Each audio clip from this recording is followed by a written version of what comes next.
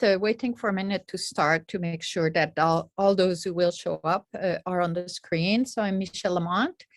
I'm the co-organizer of this session with Jonathan Maisch, who is assistant professor of sociology at Boston University. It's a pleasure to have him join us in the organization team now that he is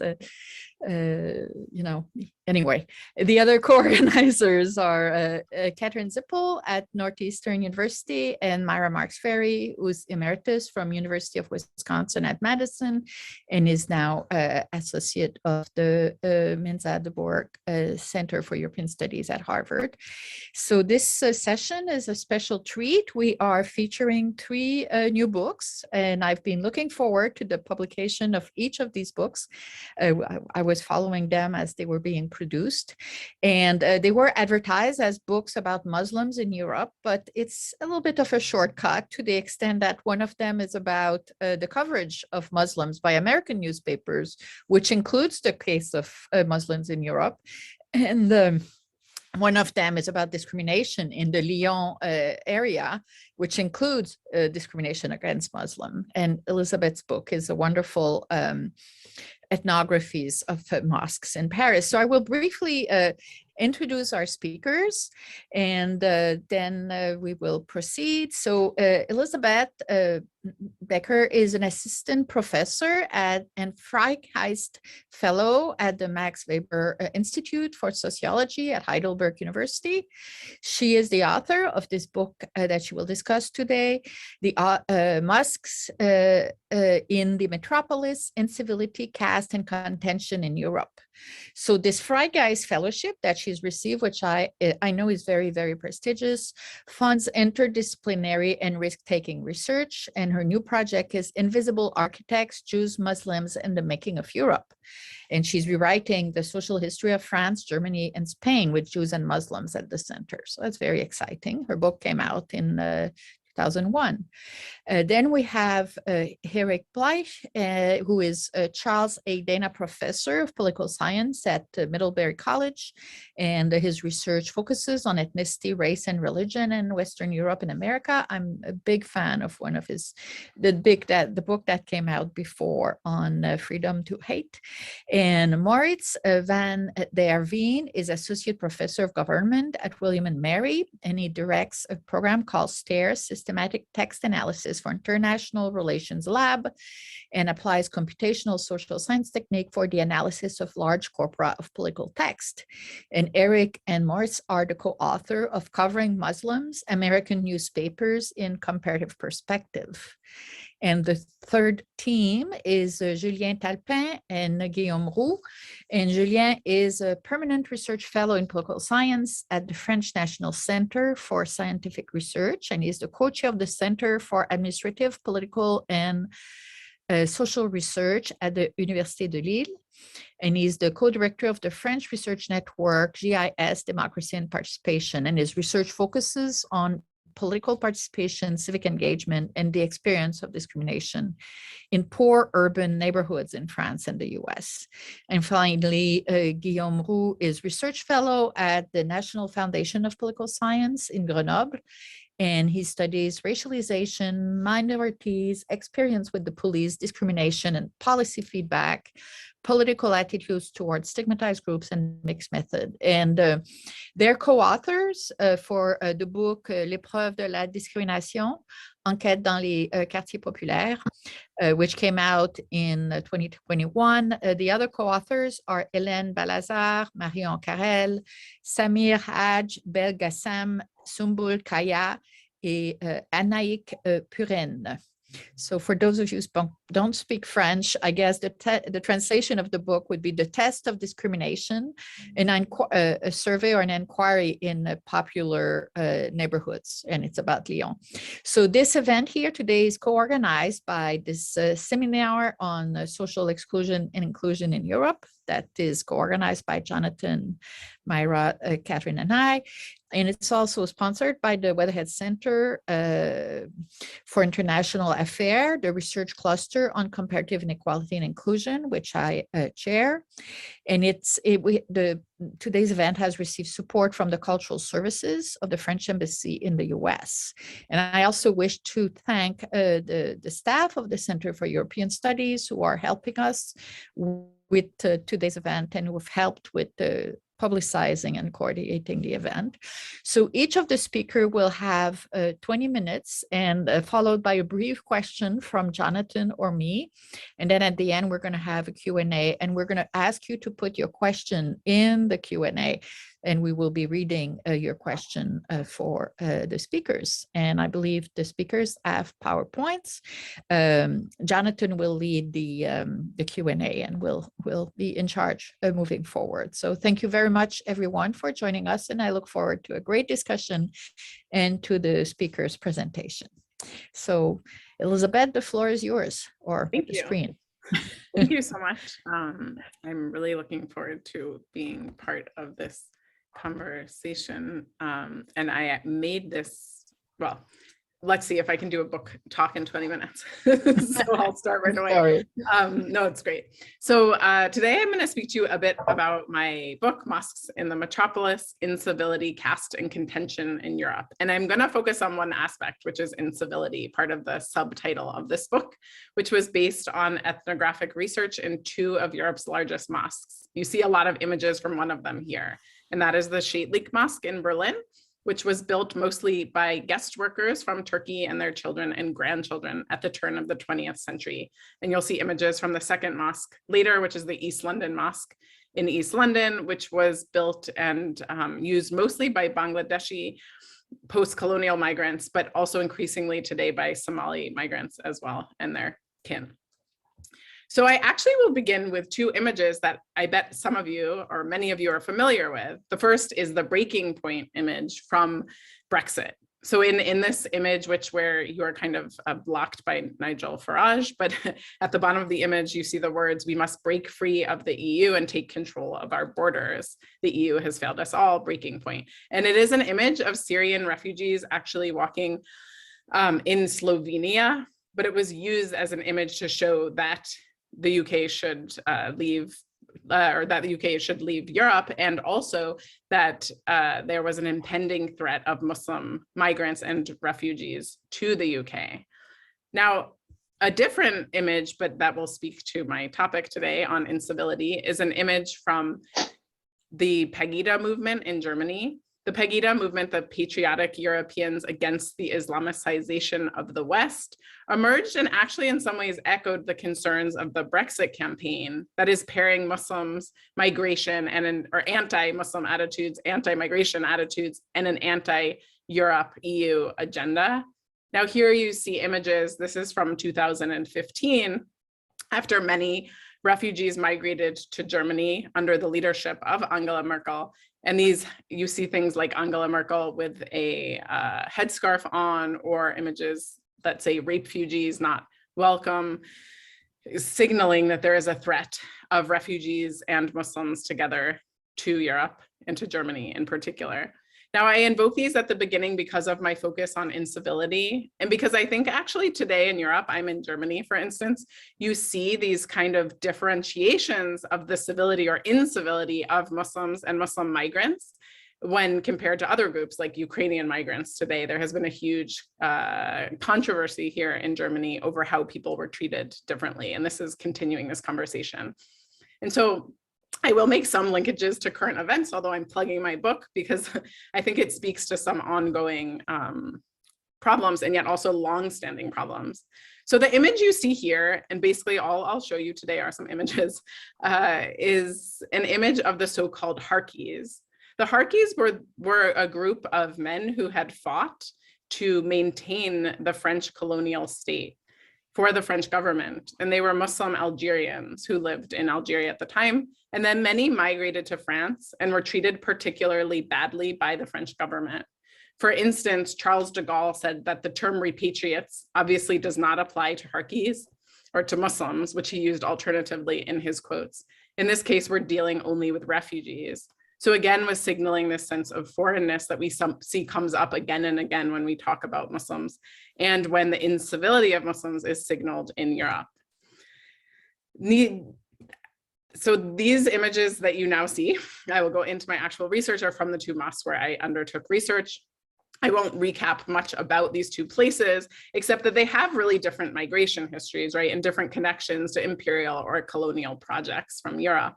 And yet what I encountered in both of these mosques that shaped my research and subsequent book was this shared paradigm of incivility, of being seen as and treated as uncivil, that demarcated and constrained the lives of my interlocutors who participated in these mosques and in the larger cities of London and Berlin. Now, mosques were an interesting place to do research because they're very disputed in Europe. They're seen as fraught symbols, places that signal Christian antagonism, as in the Swiss minaret ban. You see on the top left-hand corner of this set of images, a minaret ban support poster, basically banner, that was put up throughout Switzerland in 2007, at the time that there was actually a vote that went through by popular referendum to outlaw all minarets, which are seen officially now in Switzerland as a symbol of political domination rather than religious domain. And what it says in German, which is pretty obvious, I think at the top, stop, yes, yes to a minaret ban. The other images are from Germany, where there was this huge controversy over the Cologne Mosque that you see in the top right of these set of images. And the Cologne Mosque was seen to be not transparent. So what you see today is that Muslim bodies, similar to mosques in Europe, are treated as uncivil, and they're constrained by these boundaries of civility rather than legal boundaries. So when we're talking about questions of sacred space, as Nick Howe, a wonderful sociologist in the US, says, we are talking about whose feelings and about a place count as civil, whose ways of seeing count as civil, and thus who is included in the cultural sphere of citizenship and civil belonging. Now, mosques allude to civility not only in their actual form, right, but also in the fact that their purpose is to somehow form Muslim subjects who are often seen in Europe as contrasting or somehow coming into conflict with being political subjects of states. And this varies based on state. We could talk about this in the discussion. France is a particularly unique case that will be talked about a lot today. As James Holston writes, civility refers to the standards of behavior in common measure, to the etiquettes, manner, and virtues that make public life coherent and thus possible. And if you think about a lot of the ways in which Muslims are described, it is as kind of taking away from this coherence, of introducing ambiguity, of not fitting into a certain paradigm that is not only political and legal and social, but also cultural. So Muslim subjects or Muslim individuals are arguably shaped both by Islamic and European epistemologies, and this exactly is the threat of their ambiguity. Jean Beeman, another wonderful sociologist at Santa Barbara, has written about the children of North African immigrants in France and described these inegalitarian regimes of citizenship that emerged in the lived experiences of the children of North African immigrants, revealing a deep and enduring cultural hierarchy experienced by those that she terms cultural or citizen outsiders. So they're not cultural citizens, she argues, even if they're legal or political citizens. And the research that I'll talk about now briefly, some of my own ethnographic field notes or encounters, are also from the children of immigrants in Germany. So I'm focusing really on the Scheidlik Mosque here, one of my cases, and in Berlin. Now, Algerian French sociologist Abdelmalek Sayad has written about the children of immigrants extensively, and he calls them the height of both civil and political impoliteness, the height of rudeness and violence towards a national understanding. And again, I see this emerge in my cases.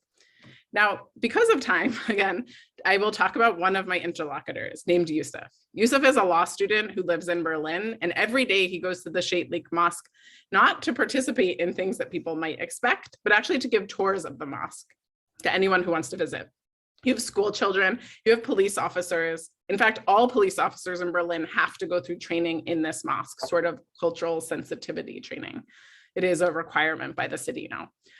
So he is one of the people who heads up these tours every day, and that's often where I see him and learn from him. But he loved talking to me about America. That was actually his favorite conversation topic. And one day, Yusuf was telling me about his experiences as an exchange student in the United States. And he talked about one of the greatest experiences that he had being in Louisville, when he met an African-American Muslim. He was the first I met there, Yusuf told me, and I thought he would be from West Africa, so an immigrant, and came there to work.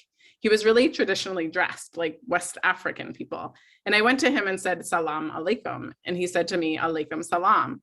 And I asked, by the way, where are you from? And he answered, Louisville. And where are your parents from? I asked, and he said, from Louisville as well. And so I said, their parents. He said, man, from Louisville. And their parents, actually, they're from Alabama. But why are you asking me questions like this? So drawing on his experiences in Germany, Yusuf equated Muslimness with foreignness, a sentiment and this self-perception that this American Muslim he met really did not share. And I remember, gestured to me like he had a light bulb going off in his head.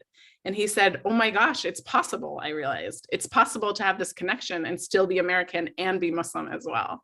But Germany's different. It hasn't gotten to that place where being Muslim and being German, they can go and uncontestably together. So he's born in Germany, he's born in Berlin.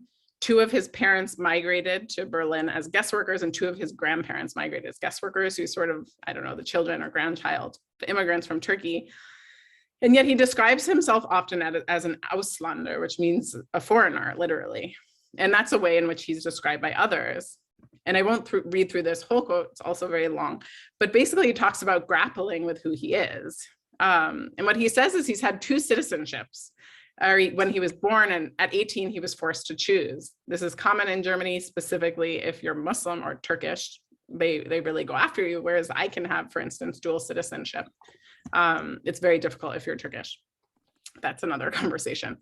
So he talked about how he was seen as only a guest in this country, told at times to be quiet, and that society expects a lot from him, and it reflects in all aspects of his life. But what stuck with me from this encounter was how he said that he sometimes told his mother, I don't even have a name. Now, Yusuf was not the first or the last person at the Shiite Mosque to talk about German citizenship being attached to having a passport, having this kind of choice, an ability to move throughout the world, rather than an attachment to a national identity or loyalty. But this sense of dislocation echoed in that statement in particular. And I think that this kind of came to reflect broader struggles he often spoke about, one of which is probably the most debated struggle or symbolic terrain in Europe. Now, I don't want to beleaguer the headscarf conversation, which has happened, 10 million times. It's not at the center of my own work. And yet it's really important to thinking about incivility.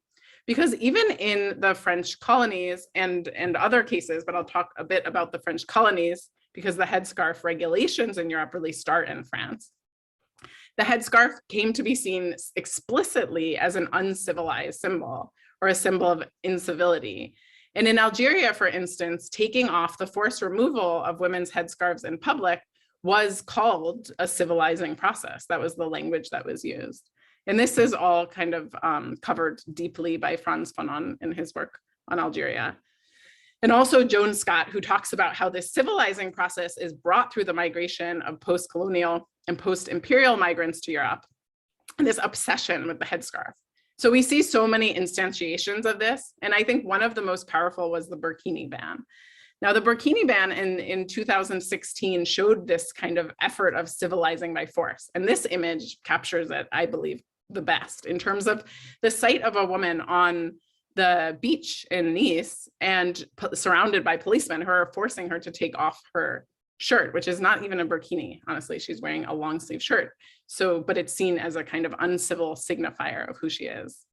In a reflection on this, a woman named Samia told me that she had been curious to see if in the cities where they forbade women from wearing burkinis, dogs could swim. And what she found was yes, in many of them, dogs have more rights than a scarfed woman.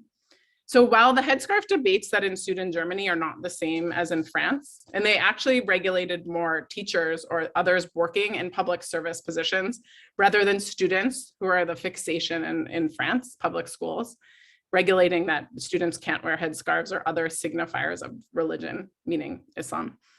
In Germany, it's really teachers or others working in public positions. But in Germany, it's not any less problematic.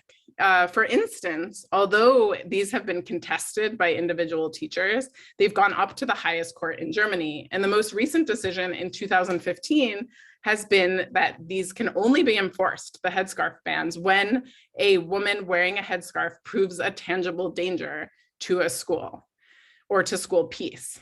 So on the surface, this suggests some flexibility, but in reality, it reinforces this language of incivility and danger that characterizes Muslims' everyday lives. Now, Yusuf said to me on one day, perhaps the best quote to summarize what I have meant or I mean with incivility in my book. We were getting on a bus to go home to the neighborhood where we both lived, and he painted a picture of a woman or two women on the street, myself and his mother, holding an ice cream cone. This kind of potential encounters we might have in Berlin. And what he says is, I don't know how to describe the positionality or the experience of being Muslim in Germany or in Berlin. But it's like, for example, when you would walk on the street and eat ice cream and drip on the ground, people wouldn't say anything. But if my mom would do that with her headscarf, people would say, don't you see what Muslims do? I have 5 minutes left and okay. Perfect. So the kind of contemporary example, which I also discuss in my book, but I think the most important in Germany today, is this idea of a new anti-Semitism.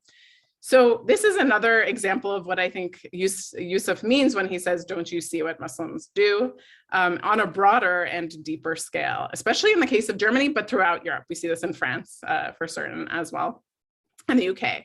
In 2014, one of Germany's most celebrated journalists published in the New York Times this opinion piece, What's Behind Germany's New Anti-Semitism? This was shared with me by many, kind of trying to see my opinion on this. And there are many, many problems here, but it's not related to this individual, but rather a broader trend of claiming that in Germany, there is a new anti-Semitism coming through migration, especially of refugees from the Middle East, especially from Palestine, but not only, but also inherent to the entire Muslim population, that Muslims are anti-Semitic, and that in being anti-Semitic, they've rebrought anti-Semitism that was weeded out of Germany by the education system and public memory making to Germany. And now this is a new problem. So they call it imported anti-Semitism as well, another kind of suggestion of it being external or foreign. Nothing has been able to counter this powerful, these are all just different events and where you see this kind of new anti-Semitism language popping up in newspapers, at the Jewish Museum Berlin. But the problem is that 97% of anti-Semitic acts and public discourses are perpetrated by the far right. It's just everyone, it's known, all research shows this, government research, scientific research.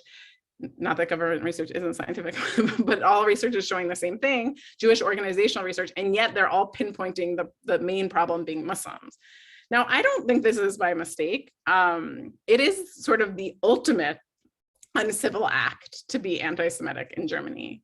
And although polling and kind of everything uncovers that there are linkages between anti-Semitism and anti-Muslim sentiment, that this emerges from the right wing, it is still blamed on Muslims. And every time there is a refugee migration or a migration at all, blamed on new Muslims in particular. And it was a language that characterized the lives of my interlocutors at the Shaitlik Mosque. And one of the motivations, although I won't get to talk about it today, that they participated in Jewish-Muslim alliances and kind of on the ground work to prove that they weren't anti-Semitic, although that also didn't work, but that goes deeper into the book. So my main point that I want you to walk away with is, well, a point already made by Richard Sennett, but not in this context, that sometimes he's talking about the Pegida marchers, images of the stranger in the Zamilian sense, which is a sense that I think you can attribute to both Jews previously and Muslims today, as being inside and yet somehow outside of Europe, inside and outside of Germany. Well, they're exactly how people does not want to see itself. And I think this is most certainly the case with anti-Semitism, because if Germany, through its education system and public memory making, has not been able to get rid of anti-Semitism, it suggests something really frightening about German society. Really terrifying, actually, if you look at the AfD, the Alternative for Germany support, which is the far right party that's now in the German parliament, something many of us never expected to happen. So I think I have 1 minute only. So I didn't get to talk, which is a big part of my actual book, about the ways in which people who are deemed or labeled uncivil individually and collectively contend with this positionality and actually contest it and show that this is inaccurate, and also provide a critical gaze of Europe in a really powerful way. And I think that is one of the more interesting parts of my book. That's why you should read it. And this is something that has been signaled by others who talk about the stranger as being the mediating concept of Europe, like Benjamin Pollock. The History of European Jews is a classic example of strangers in the work of Zimmel and also Bauman, who talks about the conceptual Jew as being the prototypical ethnic, religious, cultural stranger, a position or that Muslims occupy very much today. But there is also a critical capacity of being in the margins and contesting your positionality in society, both as from or as part of the margins, but also from the margins.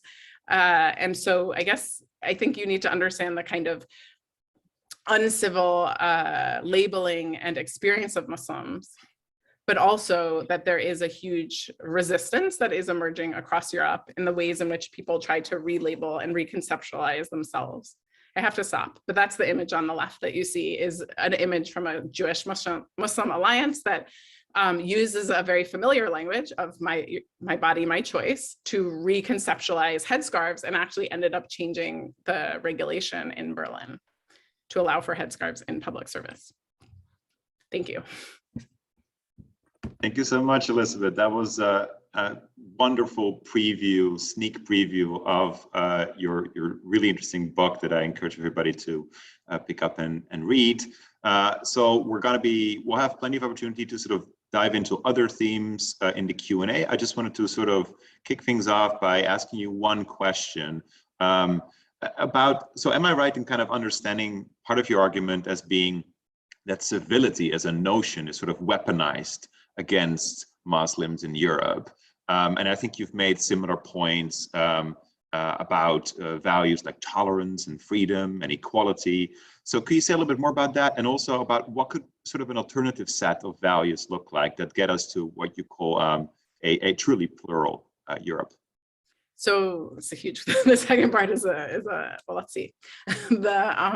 Yes, so I do think it's weaponized. And I think, like many concepts, it's not singular, right? There are many ways in which you can think about civility. But if you look at where civility emerged in the European case, it very much was in sort of colonial and imperial context outside of the core of Europe, and in trying to manage those populations. And I think it's continued this trend of being used against people who are somehow seen as different or not enough like us, to try to force them into certain ways of being, ways of acting, assimilation, or excluding them entirely. And you see different trends. And yes, I do critique other things like the idea of progress and equality, which we all know, it's often used, especially in terms of gender equality, to create barriers to the inclusion of Muslim women in Europe. And so you can use that term in many different ways. And I think saying weaponize is a really appropriate way. I haven't used that word before, but I really like that, because it doesn't mean that equality is a bad thing, or civility even is a bad thing. It's just what is the kind of political motivation for it. A truly plural Europe. Well, I would say, I think this begins with pluralizing our understandings of what Europe is.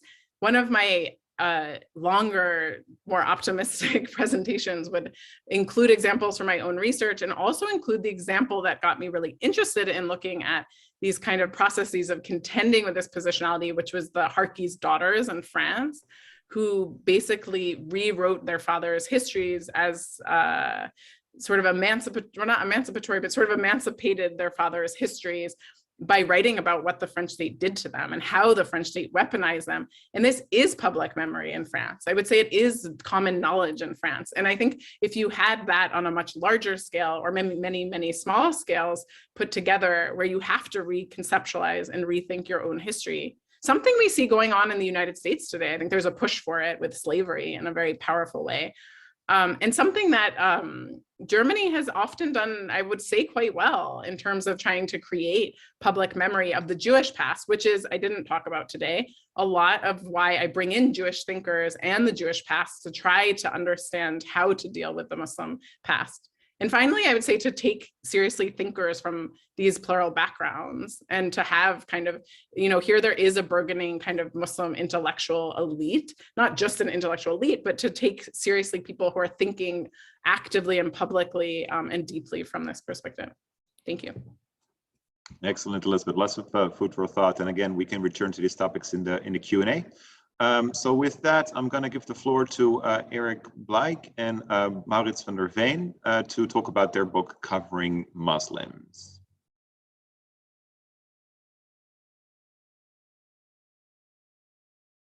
Whenever you're ready. Sorry, Maurits is taking off here, but I think he might be muted.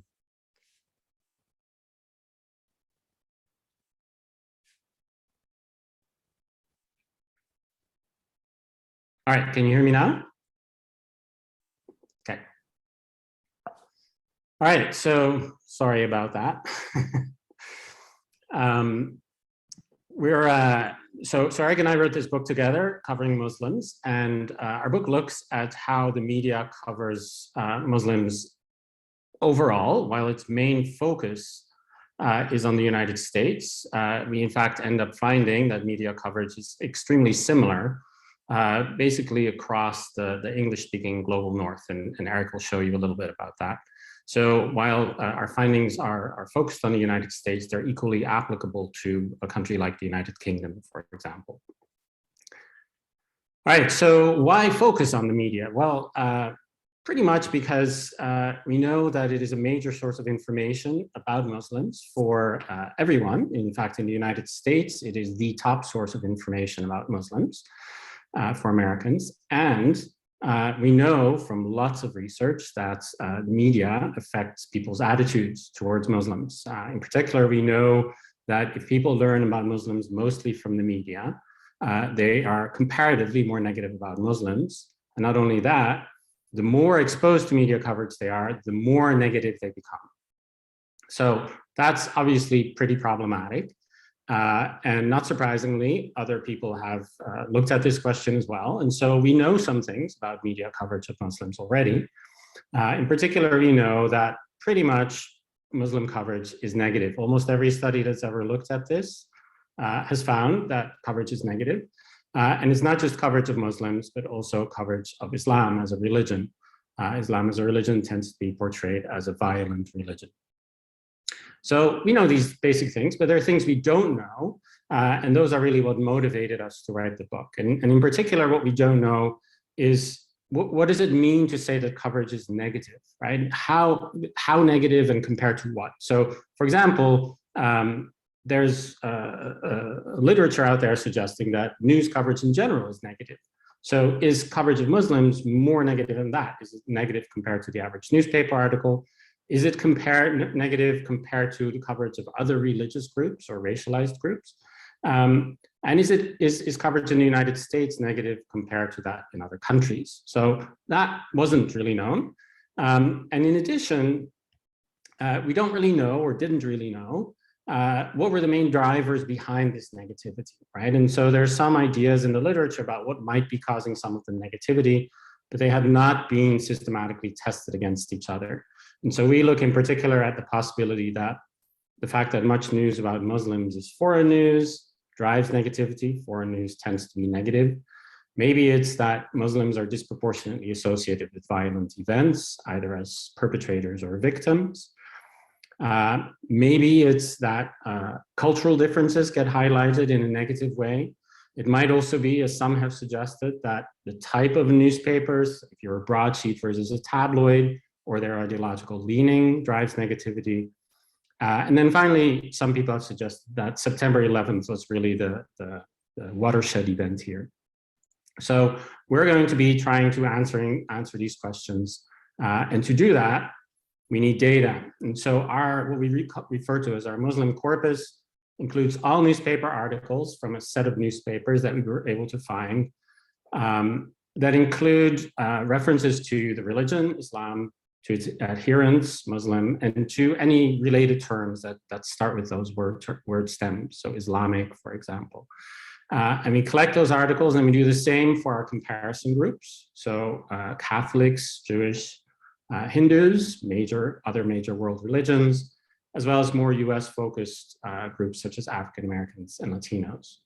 And we look for those articles in a set of 17 major US newspapers over a period of 21 years. And that gives us about 250,000 articles mentioning Muslims and more than 1 million articles overall if you add in the other groups. And the newspapers we selected have a range of characteristics. You see them here in the table. We have at the top some national newspapers, in the middle a bunch of regional newspapers, and at the bottom a few tabloids. We have them classified by left-leaning or right-leaning, depending on who they endorsed for US presidential elections. And so we have a nice range of different newspaper types. And we use those data to then try to answer our questions, right? And the key question is, how do we know how negative or positive, but we pretty much knew going in it was going to be negative, coverage is? And to do that, we use lexical sentiment analysis. Sentiment analysis is basically the term for assessing the positivity or negativity of a text. And lexical means we use these lexica or word lists that are lists of positive and negative words. And lots of people have made lists like that. Rather than invent our own, what we did is we use 8 widely used lexica of positive and negative words. And we assess the positivity or negativity of an article with each of them. And then we average those individual scores to get an overall average. And then we benchmark that against the representative corpus of basically randomly selected US newspaper articles, right? And so what that allows us to do is to say, compared to effectively an average US newspaper article, how positive or negative is this? And we scale it in standard deviation units so that if you have a value of minus 0.5 for negativity, let's say, that means you're half a standard deviation lower than the average newspaper articles. And that means you're quite negative. Right? That's more negative than sort of well over 2/3 of newspaper articles. It's a level of negativity that people can very easily recognize. And then if you go further, more negative, it's even more obvious. The other method we use to identify what articles are about is we look for keywords, right? And so for example, violence, right? One of the key potential explanations is articles are about violence. We identified inductively a number of subcategories of violence, political violence mostly, and any article that contained one of those words gets flagged as being about violence. And we do something similar for trying to identify whether articles are set domestically or abroad. Here we try to identify locations in newspaper articles by looking for specific place names. So in the Boston Globe, if an article mentions Cambridge and Somerville and nothing else, we conclude that it's a domestic article. If an article mentions Egypt and Cairo, then we conclude that it's an international article. All right, so with that under our belt, it's time to show you some of our findings, and that's where Eric will take over. Great, thank you, Maurits. Let me share my screen here. Okay, so what did we find? The first question is, how negative are Muslim articles? How negative are they compared to the average newspaper article in the American press? Are they a little bit more negative, about average, or a lot more negative? The answer is a lot more negative. The average valence of Muslim articles is negative 0.94. That's not necessarily the most intuitive number for a lot of people if you're not used to working with standard deviation units. But what does this mean? It means that the average Muslim article is more negative than 84% of articles in our representative corpus. In other words, than more than 4 out of 5 articles that you're likely to read in most newspapers that you consume. And just to give you a more intuitive sense of what this means, this is a sample sentence from our data set, which is set at 0 valence. A Muslim cleric from the US Navy will arrive today to discuss religious issues. This is pretty anodyne, feels pretty neutral. The next sentence is one that's set at -0.94. In other words, the average for Muslim articles. And you can tell, I'm going to let you read this as I talk, you can tell this doesn't sound neutral, right? It's pretty clear and pretty obvious that this sentence is far more negative than a sentence at the 0 point. So this is, if you extrapolate that, that's the average, that's the tone of the average article mentioning Muslims in our data set, quite negative. The next thing we wondered is, well, okay, so their Muslim articles are very negative, but maybe this is true of all articles that mention other religious, ethnic, racial groups. Maybe when they're mentioned because something dramatic and negative has happened. Not true, right? In other words, Muslim articles are way more negative than articles about that touch on Catholics, Jews, or Hindus.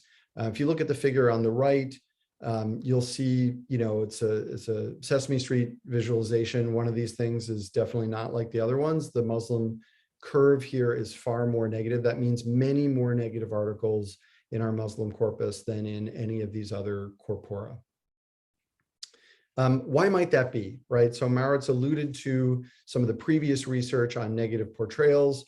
We want to know essentially which of these things is driving negativity the most.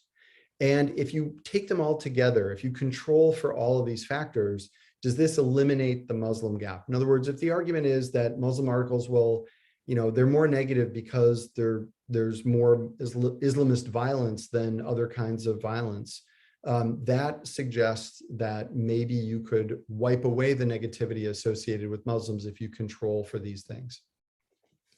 The answer is no. All right, so I want you to focus on the figure on the right here, just to point out that we ran a regression pooling the 4 groups.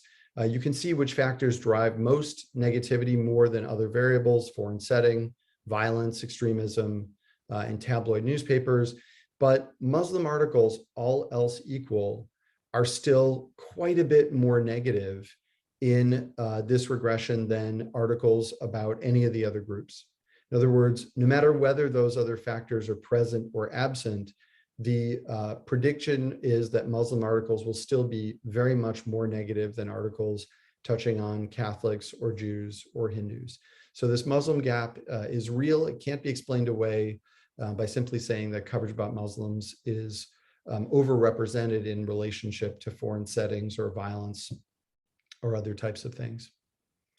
The next question we asked is, well, what about Muslim Americans, right? What if we sort of strip away all the articles about foreignness and just focus on articles that explicitly mention Muslim Americans or that only mention the United States, so we can be pretty sure those articles are set uniquely in the US? What if we compare those articles about Muslim Americans to articles touching on other disadvantaged racial or ethnic groups like Latinos or African Americans? Or what if we compare them to what surveys show are the most unpopular religious categories, religious in quotation marks, because it includes not only Mormons, but also atheists? Do those articles look more positive? And the answer is there's some good news here, which is articles strictly about Muslim Americans are less negative than articles about Muslims overall. But as you can see, there's still quite a bit more negative than the average article about Latinos, African Americans, Mormons, or atheists. They're not in the same ballpark. They're very much more negative. The next kind of comparison that we undertook was looking across time. So our book is about US articles in comparative perspective, comparisons of different types. This is comparison across time. Did 9/11 change everything? Well, what did we expect 9/11 to do in terms of articles about Muslims? The first is that, communications theories about media storms predict that there'd be a lot more articles about Muslims in the wake of 9/11 than before. Second prediction is that seminal event might create an enduring reframing of articles touching on Muslims and Islam, and in particular up the number of articles that touch on extremism or terrorism. And the third expectation is because of kind of a securitization path, we might expect articles about Muslims to have gotten a lot more negative, right? That was probably our main expectation. Well, some of it is true. Article volume did go up. You get exactly 0 credit for identifying where 9/11 is on this figure. It's pretty obvious. But what's I think most interesting here is that dashed line, that horizontal line towards the bottom, was the pre-9/11 average number of articles published in our newspapers per day. And after 9/11, even right after that initial spike died down, you'll see that that pre-9/11 average became something like more like a lower boundary of the number of articles published per day in our outlets. So it did have an enduring effect as well as that initial spike. The second thing that it affected is the mentions of terms like extremism, fundamentalism, radicalism on the one hand, and just the pure word terrorism on the other hand. They went up in the aftermath of 9/11, as you might expect, and they also didn't come back down. They're still quite commonly mentioned in articles that touch on Muslims and Islam right up through the end of our time period in 2016. But 9/11 didn't change everything. In fact, what we expected was a downward spike in the valence of articles touching on Muslims, and that didn't really happen. The pre-9/11 peak you see there was in late 2000. That's about the time of the bombing of the USS Cole. So the trend line was going down. 9/11 happened. It was just starting to come up. It went down a little bit, stayed low for a while. But what is strikingly absent is that sort of downward spike that we expected. The next type of comparison we did is across country. We wondered, okay, maybe the US is unique. It's got a lot of foreign entanglements, a lot of foreign policy in Muslim majority countries. So maybe those articles are driving negativity. We compared articles. We drew similarly large data sets from Britain, Canada, and Australia. And I have to say, as a dual Canadian citizen, I was so excited to show Canada in its best light. I was sure it was going to be very different from the United States. Unfortunately, that's not true. Canada just as negative as the United States. In fact, what's really striking about this visualization is just how similar these countries are. You almost couldn't get countries to be more similar than Britain, Canada, and Australia in terms of their tone. If anything, the United States is just slightly more positive or has slightly fewer extremely negative articles than exist in those other countries. So we wondered, well, does that mean that there's some sort of global media discourse about Muslims and Islam? In other words, when they come in the news, there has to be something negative that has to be said about Muslims. And this may be true in what we call the Anglophone North, the countries that we look at, where you can see the average valence, the valence of the average article in these 4 countries. But it's not true in the global South. And this is a kind of a busy table, so I want to just draw your attention to the 2 cells circled in red. In Kenya, on the right, the newspaper articles are essentially just as negative as they are in the global North, in the Anglophone North. But in Malaysia, articles are actually on average positive. So it's not the case that all countries writing about Muslims must write in a negative way. If you kind of glance at the other countries' average articles, you'll see they're negative, but nowhere near as negative as they are in the Anglophone North. Okay, I'm going to skip our comparison across topics and jump to our conclusions. Where do we go from here? What's the big picture? So I want to kind of just very briefly summarize the main takeaways from our book, or some main takeaways, at least from this talk portion of our book. First is, don't forget, US media coverage of Muslims is really very negative, and it's far more negative than coverage of any other group that we've been able to identify. And we've identified a lot more even than the ones that we covered here today. Second is that we can tell you which factors are most closely associated with negativity, but I can also tell you that there's no combination of variables that you can put into a regression that offsets the Muslim gap. Articles about Muslims are more negative than similar articles about other groups. And finally, in the summary overview, our findings hold not just for the US, but also for Britain, for Canada, for Australia. We presume they're quite similar for many European countries, though we haven't been able to test that quite yet. But they're this doesn't hold necessarily for newspapers in the global South. What more can we say in terms of the contributions of this project?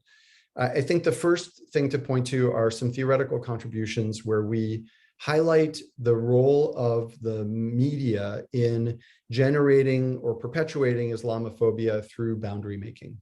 There's just a lot of association between Muslims and negativity in the media, not just in the US, but in many countries that we've looked at. And the word cloud on the right shows you words that are most strongly associated with Muslims or Islam by virtue of being one word before or one word after either Muslim or Islam in the American media. And you can see by the bolded or the black words, a lot of those are just clearly very, very negative words. The second thing that we talk about in our book is we introduce this concept of tone checking. Tone checking, parallel to fact checking, suggests that news outlets, the media, and citizens might do more to think about how and why and whether articles about Muslims really need to be as negative as they are. In particular, we focus on two groups that can maybe have some consciousness raised about this. Journalists who are producing media. And I should say, we don't think that journalists are out there to demonize Muslims. We think these are more just habits that are embedded in journalism. So why do editors choose the stories that they assign or choose the stories that they run? Maybe they're more negative than they need to be. Why do reporters choose the words that they choose? Why does terrorism and extremism wind up in so many articles about Muslims? Does it really need to be in all of those articles? We suggest that maybe institutions, media can, as they hire fact checkers, hire some tone checkers, or do a better job of actually reviewing certain topics for whether their tone is systematically quite negative about a particular group or a particular topic. And the last thing we suggest is that citizens, readers of the media, consumers of the media, sort of now that you know just how negative the media is about Muslims, it's helpful, I think, because the next time you read an article that mentions Muslims or Islam, you might stop and just catch yourself for a second, hopefully, and ask, is this article far more negative than it needs to be? What's in this article that is perpetuating the idea that Muslims are and maybe need to be, according to the media, associated with so much negativity? Thank you. Excellent. Thank you, Eric, and thank you, Maris. This has been such a great preview of what looks like a trove of data, and also a very powerful illustration of how to use these kind of textual analysis methods. So that should be an encouragement for researchers focusing on all sorts of topics, I can imagine. I just wanted to pick up on one finding, just to check if I interpret it correctly. Is it true that you find that articles about Muslims on average are actually more negative than articles covering violence or extremism? Is that a right interpretation? No, not necessarily. So what we find is that articles in our data set that cover violence and extremism are very negative. And at the same time, articles that mention Muslims that talk about violence and extremism are more negative compared to articles that talk about Hindus or Catholics or Jews. So it's relative to articles that cover those other groups. Okay, great. Thanks for correcting that. If I can jump in. It is the case that an article that mentions Muslims and no violence or no extremism is on average more negative than an article in one of the other religions that mentions either violence or extremism, but not both of them, right? That's what you can deduce from the coefficients. Got it. Got it. All right. So I wonder. I mean, this is a little bit unfair because obviously your focus was on contemporary comparisons between how Muslims are covered compared to other ethnic, racial, and religious groups in the United States. I just wondered if you could speak a little bit also to like how much is this is the book basically an account of media today versus stigmatization of certain groups, like we would see if we were to do a historical study, if we'd had the data, right, to look at, for instance, how Italian Catholics or Jews in 1900 were reported on and treated in the news in the United States. So maybe you could say a little bit about that. Yeah, that's a great question. I mean, I don't know that there's quite enough data for us to use the exact same methods on some of those groups in earlier times. But our supposition would be that there have been groups at different historical moments in time that have come in for a kind of, if not exactly similarly negative treatment, a quite negative treatment. So the benchmarks that we have allow for comparison across groups. I think if we were looking 100 years ago, we'd probably want to establish benchmarks appropriate to that time period. But in theory, it's quite possible to do this kind of work looking at historical data. That's great. Marius, did you have anything to add? No, I agree with Eric. All right, I'm just gonna have to leave it here because we're short for time, but we're gonna be returning to your wonderful book in the Q&A. So I'm gonna give the floor now to Julien and Guillaume. Just share my screen. Hi, everyone.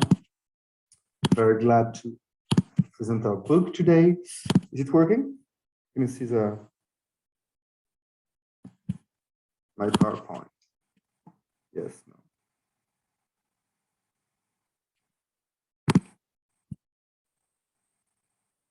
Let's create sure. Does it work? I can't hear anyone. Well, I'll start. Glad to present our book today, which is in French. We're actually starting to think about a book project in English. So if you have any suggestions, they are more than welcome. As Michel mentioned at the beginning, our book, and I'll come to that in a minute, is broader than Islam and Muslims in France, but we'll, for the sake of the session and discussion, we will in particular focus on our Muslim respondents and Muslim organizers. So concerning our research questions, basically, we started where the debates, both in social sciences and in the public sphere in France, was when we started this collective project. I should have mentioned that before, but we are 7 co-authors of this book, and we're a bit more involved in the research, and we are representing this collective tonight today with Guillaume. So we started basically from where research on racial discrimination was in France about 10 years ago. And basically, despite the fact there are still a lot of discussions in the French public and political sphere about the existence of racial discrimination, research and science has been moving forward, and there's no really not many scientific discussions about the existence of racial discrimination in the scientific sphere anymore. So basically, we started from this point, and we decided to focus really on the experience of discrimination and stigmatization, trying to wonder what discrimination does to individual bodies, minds, subjectivities, identifications, and relationship to politics. We were really inspired actually by the book by Michel and our colleagues, Getting Respect, and we are in many ways discussing some of their conclusions in the French context. We're studying here as our main research question was how people respond to discrimination and stigmatization, and also what are the social and political consequences of the spatial concentration of racial minorities and Muslims in France, as we decided to focus on poor urban neighborhoods where racial minorities are overrepresented. We might discuss later why this choice. And as we'll see, one of our big question was to what extent the experience of discrimination and stigmatization, in particular racial discrimination, shapes relationship to politics, both electoral politics and collective action more broadly, and in particular, to what extent it shaped engagement in anti-racist organizing. My slides are not moving anymore. Can you still see them? Yeah. So basically, what we did during the 3-4 years of the project was to conduct similar research projects in 9 sites of inquiry, 6 urban neighborhoods in France and 3 abroad in the UK, the US and Canada. We will focus here essentially on our French results. And in all these neighborhoods, we did both biographical interviews, about 30 per site, with a diversified sample of racial minorities, and ethnographies of anti-racist organizing in nonprofits. 2 nonprofits were studied in each neighborhood. The idea was to grasp together the experience of discrimination and the opportunities to fight it. Those are the sites we studied. I won't mention all of them, but they're located all over France, in the Lyon banlieue, but also in the Paris periphery, in the Lille periphery with the city of Roubaix, near Bordeaux as well. We can come back to the comparisons and the differences between the different fieldworks, but we will present, the main results. One element is that, as a matter of fact, there are not such significant differences between the different cases and neighborhoods we studied. Still from a methodological point of view, and in particular in relation to the interviews we conducted, those interviews were not negotiated in relation to discrimination and racism, but more broadly about the relationship to the neighborhood of residents of the people we met. The idea was to avoid framing the interviews too much in a context where speaking about race and discrimination is not so easy. Despite this negotiation process, we will see it, but gathered a lot of experiences of discrimination. In particular, we're interested in racial, religious, and discriminations related to the address of our respondents. And on our 245 interviews, we collected about 800 experiences that we coded with Atlas TI. So I'll start by giving some of the results, and then I'll give the floor to Guillaume, who will go into more details, in particular about our Muslims respondents. 3 striking results I'd like to highlight here. First, almost all our respondents have experienced at least one experience of discrimination, stigmatization, or violence in their lifetime, and most of them many, more than one time. I can show you here this table. 70% of our French respondents experienced at least one direct personal experience of discrimination, and 63% of them were witnessed at least once of a discriminatory event. Then the most frequently mentioned factor of discrimination was race. 70% of the people who mentioned at least one experience of discrimination thought it was related to the way they were identified from a racial perspective. It was in particular interesting to us, given the context, the French context, where racial discrimination is often merged with address of residence, and as a matter of fact, race seems much more salient to the residents of these neighborhoods than their address, even though they mentioned it quite frequently as well. And as you can see here, and Guillaume will dig into that, but about half of our respondents, and most of them were actually Muslims, mentioned religion as a source of discrimination. Third thing I'd like to mention is the frequency of institutional discrimination that was mentioned by our respondents. 40% about of them mentioned school as a site of discrimination, 30% mentioned police and interaction with the police as a source of discrimination and stigmatization, and much less frequently the justice system. But overall, institutions and institutional discrimination was mentioned quite frequently by our respondents, despite the fact that we are in a context where institutional discrimination, I'll come back to that at the end, is openly denied. Now I give the floor to Guillaume.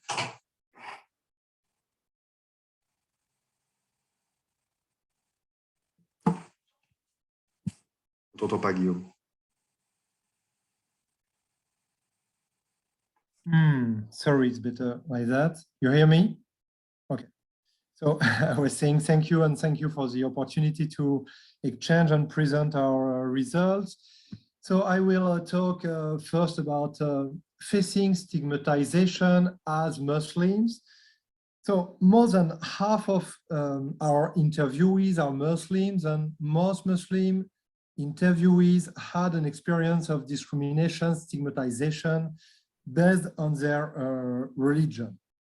And if we consider not the number of interviewees, but the reported experiences of discrimination, most experiences of discrimination are based on the ethno-racial criteria, half of them, followed by the religious criteria, which means being a Muslim, it's 1/5 of them, which is relatively important if we consider that not all interviewees are Muslims, and if we consider that the starting point, as Julien said, of the interviewees was not religion, but neighborhood.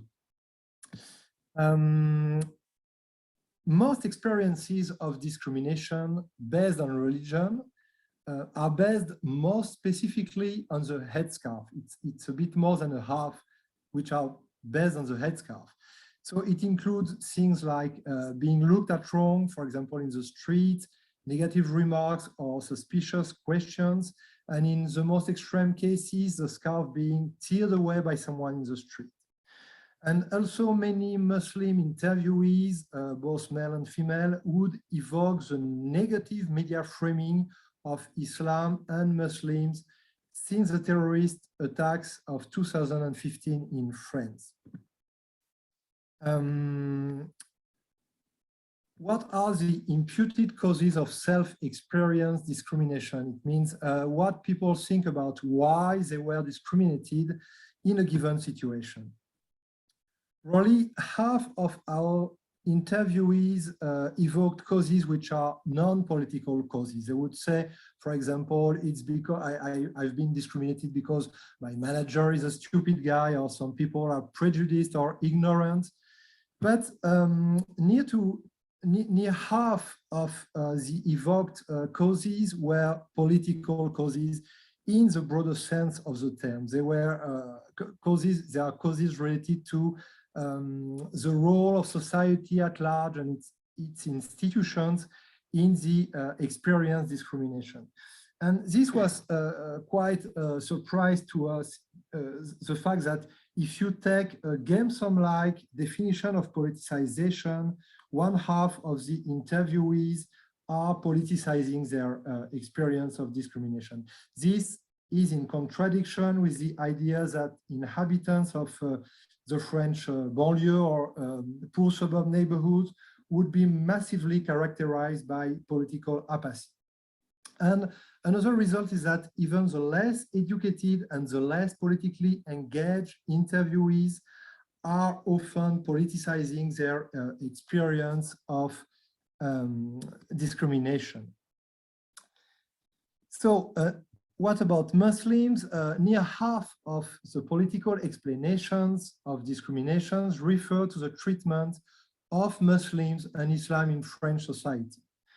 They were referring to the stigmatization of Muslims after, once again, the 2015 terrorist attacks, and also the laws such as the one forbidding headscarf in public schools.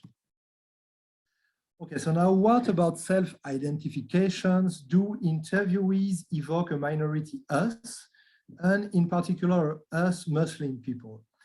1/3 of the interviewees explicitly come to evoke us characterized as ethnic or racial or religious or territorial. Territorial meaning us inhabitants of the neighborhood. The first statement is that identifications are mostly reactive, which means that interviewees identify to a group or category in reaction to perceived discriminations.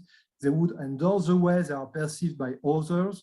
And this is true in particular for Muslim interviewees, including the ones who say they are not very religious. For example, Rashid, 50 years old, a French guy from Tunisia who is an expert in Islamic art, said, I never felt as Muslim without being a Muslim than these days, and I'm surprising myself defending things that I would have never defended earlier. He says, it is not identity at the individual level, but I am being taken, me, my person, and I am put in it. I do not feel Muslim at all, but I feel more or less obliged to answer to stigmatization. The second statement is that racial, religious, and territorial identifications tend to be often and strongly entangled. Interviewees would say us, Black and Maghrebians, us from the neighborhood, and us Muslim people, often in the same sequence or sentence, which means that it is often the same us, which is defined in both racial, territorial, and religious terms. Third statement, the feeling of, there is a strong feeling resulting amongst Muslim interviewees, resulting from discrimination, a feeling of exclusion from citizenship, the feeling of being a second-class citizen. But there is also a massively dominant desire for ethno-racial as well as social mix or diversity. Only a few Muslim interviewees would express a choice to live in their community, and this would be true for people who say that they are very religious. Fourth statement, identifications are made in context, or they are experience dependent, so to speak, which means that, for example, interviewees notably never feel targeted as Muslims by the police. They will feel targeted as Muslims, I mean, perceived as Muslims in job, for example, but never by the police. Okay. So now what about responding and more precisely coping with discrimination? In this survey, we've chosen to distinguish two broad categories, confronting and coping with a situation. Coping means it does not mean accepting, but it means finding a way to go through it and sometimes saving face without taking the risks of confronting. So if we talk about reactions to discriminations in our interviews, really half of these reactions are confronting and half coping. And it can be the same person who is confronting in some cases and coping in other cases. Coping includes different reactions, including making the stigma less visible. And making the stigma less visible is a widespread strategy, especially for Muslim interviewees. It would mean for some male interviewees shaving their beard completely or making it shorter. For women, some women would simply renounce to their will to wear the headscarf because of the perceived cost in terms of discrimination, notably on the job market. And also some and even many veiled women would find some ways to remove the stigma attached to religion and the Islamic headscarf. One way to do so, you can see in the image, I don't know if Julien can show this image. For example, Muslim women would share information about workplaces when you have to wear this kind of thing on the head. I don't know the English name, and so it is a way to being veiled without being stigmatized as wearing the headscarf. So now I leave the room again to Julien for the end of the presentation.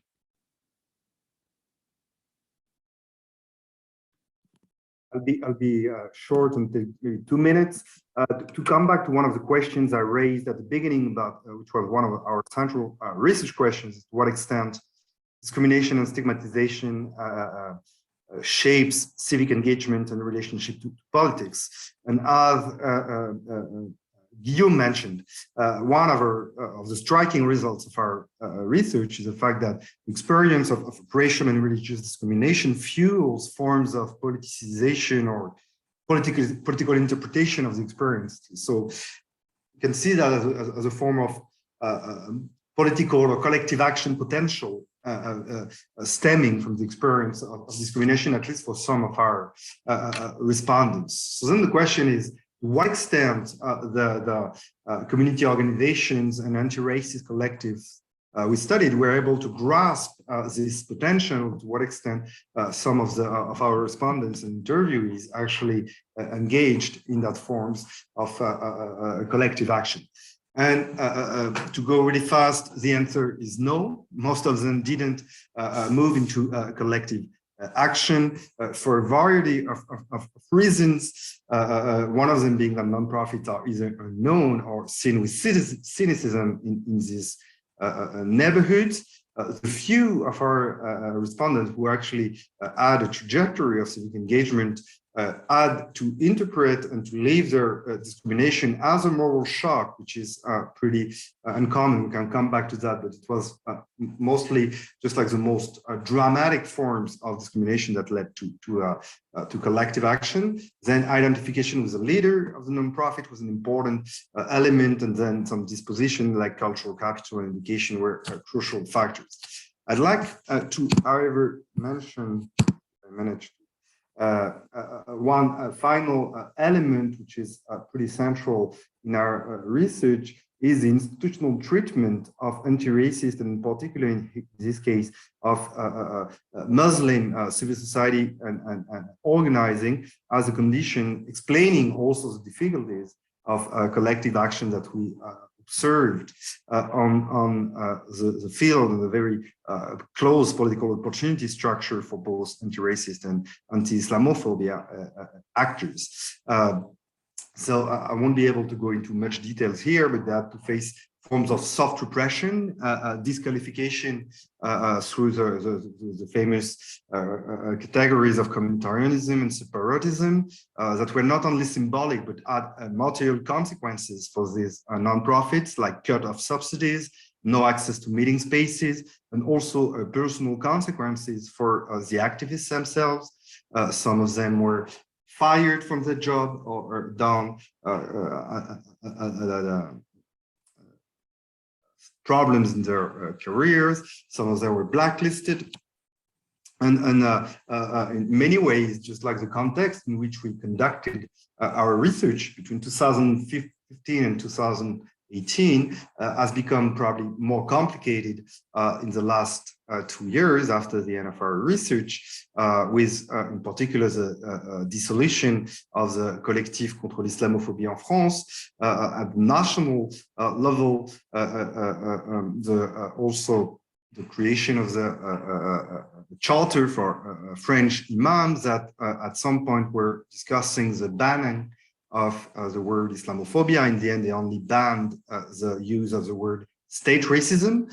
So those were the most, obvious forms of, in some sense, radicalization of the French state against anti-Islamophobia organizing in the last 2 years, but in many ways, just like more ordinary and everyday forms of constraints and institutional constraints to Muslim organizing were also observed with other nonprofits and NGOs. I mentioned him, LALAB or Alliance Citoyenne, but many other cases could be mentioned.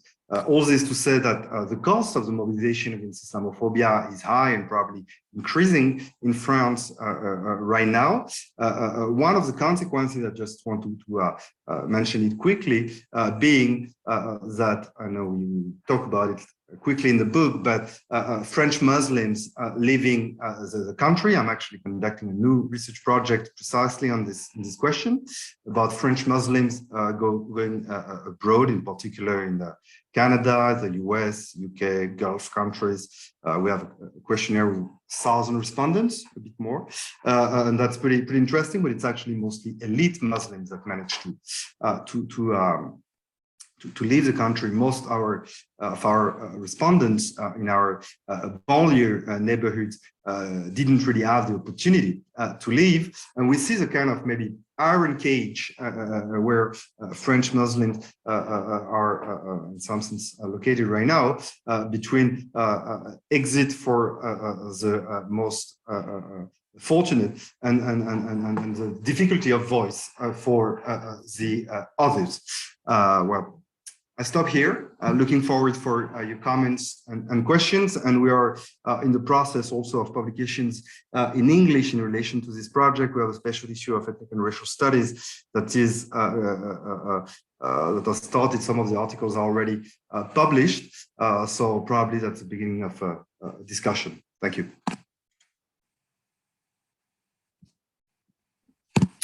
Thank you so much. I think since there's only 7 minutes left, I will not be asking questions, so that I will leave the audience a chance to ask questions, and we can simply I'll email you guys to make a few comments. So Jonathan, this is back to you. All right, let me just ask a general question before delving into the audience contributions, and give the audience also a little bit of time to add more questions if you have any. So two themes that came up sort of for me listening to the three presentations that I'd like to invite you to speak to, whoever feels inclined. One is sort of the denial of racism and discrimination, what that looks like and what that leads to. The other is the agency of the discriminated and marginalized group. Coping mechanisms, but also maybe room for like activism and mobilization. So just wondered if anyone felt inclined to comment on any of these, either of those themes.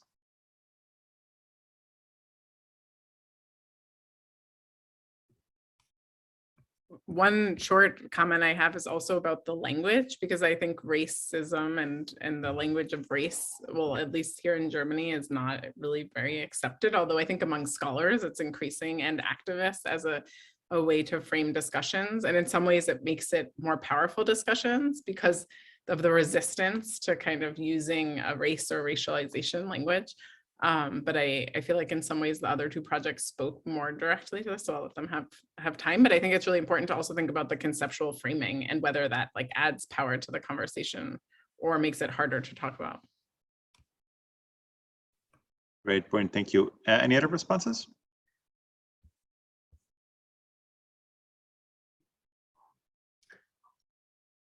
I think one of the, in terms of tone checking the media and how the media covers Muslims, one of the really interesting things is what's it like to be a Muslim journalist and operating within these institutions, right? Eric mentioned at the end of our presentation the various factors that may involve, like how do editors assign stories and how does the gatekeeping work there?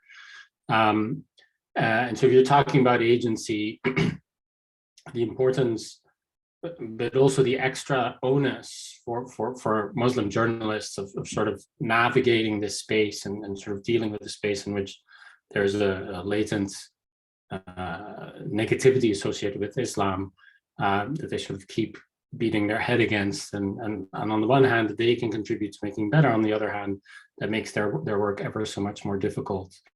I think that's an area that's really worth studying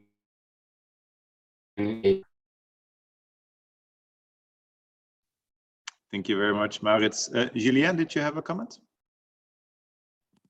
I mean, maybe about the issue of the denial of racism in the French context, and to maybe to say that things have moved, I think, in the last years, in the sense that I wouldn't say there is not anymore so much. I mean, there's still some of it left, but denial of racism, of the existence of discriminations as such anymore, but it moved, and I mean, what's really just like strong right now is a denial of systemic or institutional racism.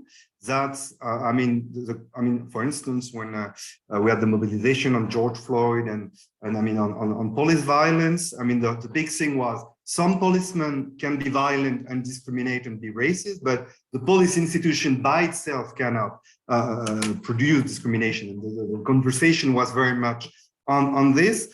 And then when it comes to Islam, I mean, I try to mention it, but I mean, it's really, I mean, the term Islamophobia it's very complicated even for academics now to use it in the French context. So really, it's that's where we are in France. We have two questions for Elizabeth. Whether you had the opportunity to investigate the extent to which Brexit affected the potential broadening of ideas about the incivility of Muslims in the UK. That was a question from Federica Sona. And maybe also, this is from Professor Myra Faree, if you have seen in sort of the same kind of obstacles to mobilization by NGOs in Germany that Julien Guillaume reported on in the French context. So to the Brexit question, I think what happened, and this reminded me of being an American of the kind of Trump era, is that it just sort of allowed for people to be more open, I think, and more vocal about these kind of anti-Muslim perspectives. It allowed it to be mainstreamed. That's the sense I had in the kind of pre-Brexit, post-Brexit, because my research in England or in London fell on those two sides just by chance. So Germany and France are just very different contexts. France, well, I think in France it's often actually, I don't want to say harder, it's a different context, but I don't think it's the same to the same extent in Germany as France. Like, this is of course from reading other people's work and like secondary view, less than my own. And I saw Özgür's question because I think this actually is really important. I will just say in one sentence, yes, I think it's really important to think about some of these places like mosques as communicative spaces, and that the ways in which people respond, I just wanted to have one caveat, which is not always in relation to the nation. So I think sometimes people respond to national exclusions by saying, like, or at least in my case, we're really a part of this city, or we're part of this religious community, or part of this ethnic community. And I think that kind of in the last presentation, it was making me think about that as well, as why some of these identities or identifications become interchangeable in how people describe themselves. I think maybe I'm wrong. I would like to hear from these authors at a later time, but maybe it's because when you're excluded in a certain way, you look for other forms of identification and inclusion. Thank you very much. Two quick questions for Maurits and Eric. First question is if you have any insight in why India shows a lower valence for discussing Muslims in media under Modi as compared to the United States. That stood out to Carol Ferreira. And another question, did you have a chance to look at the representation of Muslim groups in media and how that changes by national origin or ethnicity? Thanks for those questions. So the data that we have for India shows that the negativity is about half as much as it is for Muslims in the US media. Our data in these global South countries are generally from one major English language newspaper. So that's a sort of caveat that we make clear in the book, which is if we were going to do a comprehensive overview of these countries, we would want to be able to look at news sources in all the languages available in that country. I would guess that the tone has gotten more negative under Modi, but given what we find, with the tone shift in the United States not dropping as much as we thought with 9/11. I would hedge that bet by saying it's probably gone down a little bit, but maybe not as much as we might expect. And the second question is a really good one, and it's not something that we did look at. In other words, it's possible to imagine tagging every article that we have for something like the ethnic origin of a particular group in, say, the United States or in other countries. I'm not sure how many articles there would be, if there would be enough for us to really look quantitatively at different subsets on those grounds. But in our work, we try to do as much of the qualitative side as we can. It's much more quantitative than qualitative, but I would say often what our work does for us as well is kind of tease up these qualitative questions. So it invites us to go in and extract subsets of articles that focus more on a particular group and then read them more closely in a more interpretive way, analyze them. Thank you so much. So I guess at this point, I'd like to give you the opportunity to ask each other questions if there's things that come up. And I think Julien had a question that he wanted to. Yeah, I have a question for Eric and Moritz and a comment as well. My question, maybe I missed it, but I was wondering to what extent the political orientation, liberal and conservative, of the newspapers had any impact on the treatment of Muslim and or Islam. In the French context, I would say that it does, but I mean, it's not changing everything, but I'd be curious in the American context. And then the comment is that, I mean, we mentioned it a little bit, but the fact that among our Muslim respondents, actually, it was the more frequently mentioned stigmatization by the media, the direct discrimination that they experience on the workplace, and just like very often, just like they didn't add any direct discrimination as Muslims, even though, I mean, just like women wearing a veil, Guillaume mentioned it, did, but a very significant number of them mentioned, I mean, the media and the relationship and the media treatment as having a direct impact on their subjectivities and daily life anyway. So, I mean, I think it's really crucial to work on this thing. So, thank you. Yeah. So, thanks. First, on the ideological leaning, that's actually a really interesting question, and it's somewhat difficult to operationalize ideological leaning neatly. So there are some questions as to which newspapers are most left or right leaning. But one of the interesting things we found is that right-wing newspapers aren't necessarily more negative than left-leaning newspapers. But one of the things they do is they are disproportionately more likely to mention words related to terrorism and extremism and associate those to Muslims. Just a quick follow-up from our audience.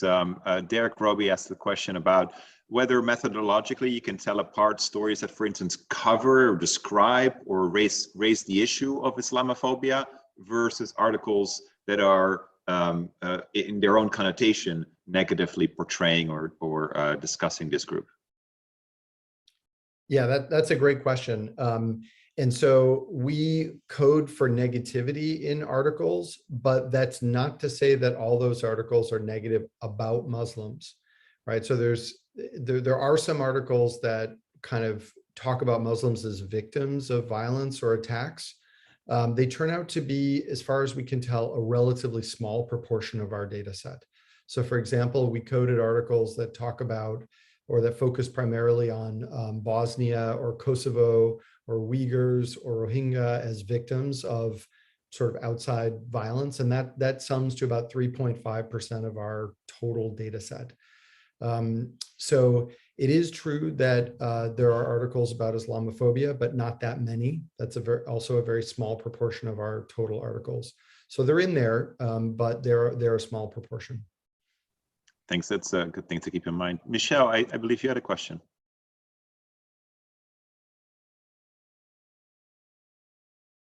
You need to unmute yourself. Yes, so since we're going past 1:30, I'll throw in my question. This is really for Julien and Guillaume.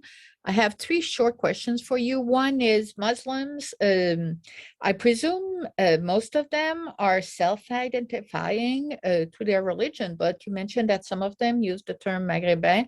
So this was probably coded as ethnic. So my question really has to do with the articulation between racial self-identification, ethnic, and regional.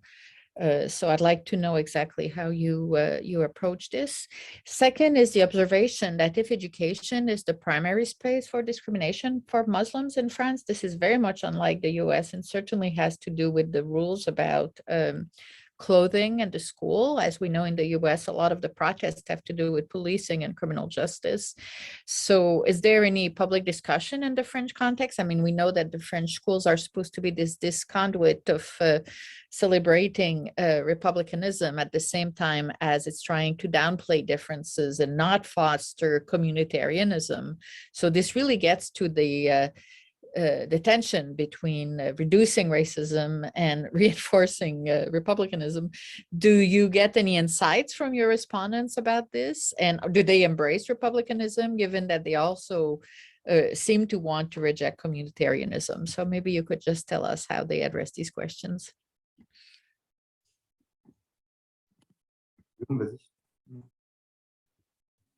No, I don't know who starts. I'm sorry, I don't know if you hear me well because my connection seems to be a bit unstable and I missed part of the questions. But maybe I can start with the first question, is the entangling of religious and racial and sometimes the territorial. It's in fact, what we maybe could say is that when people say us, it's not so always so clear to them who is this us. There is a spontaneous us. And I will give an example. For example, someone who said, he would talk about people from, We cannot really hear you, Guillaume.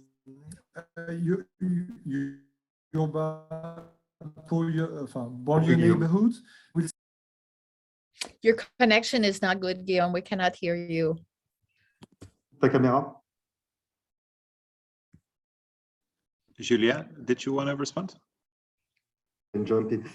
Maybe I'll maybe see whether Guillaume can come back. Thanks for your question, Michel. Maybe considering education, I mean, one of the reasons why it was probably so frequently mentioned is the fact also that we were studying neighborhoods where unemployment is really high and the level of activity is low. So, I mean, people that were actually confronted to discrimination, for instance, in the workplace, were not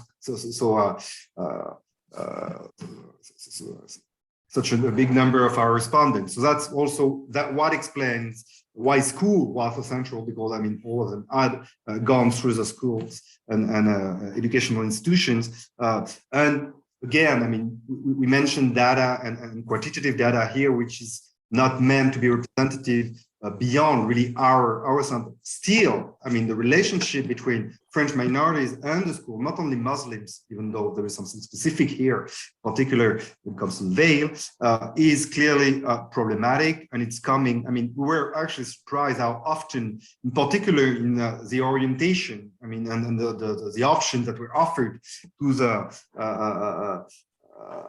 the teenagers, but I mean, just like people who were 40 or 50 years old mentioned schools as well and had experience to tell us about their experience with school. So clearly there is an issue here. And still, I mean, despite this very negative relationship to school in this poor neighborhood we were studying, I mean, people still, I mean, embrace republicanism, I mean, in a kind of dual manner. I mean, there is this kind of reclaiming what French Republic should be. And it's really about, I mean, the word second-class citizen that Guillaume mentioned came over and over and over again in the interviews. It's so central. And what people are really, I mean, expecting is just like being treated like any other and asking for equality. That's really, really central in the experiences and discourses we got. Thank you. I think we're at a point where we need to wrap up the session, which is terrible because there's so much more to discuss, but I hope we can do so at a future point in time. I just want to thank all the speakers for having presented the book and encourage our audience or anyone who's interested to purchase and read those books, because this was just the tip of the iceberg. Michelle, do I need to thank anyone else? All right, well, anyway, thank you so much for making the time. Thank you, our audience members, for sticking around, and wishing you all a very good day. Yes, and please do read the books. Take care. Thank you, Have a everyone. good afternoon. Thanks. Bye-bye.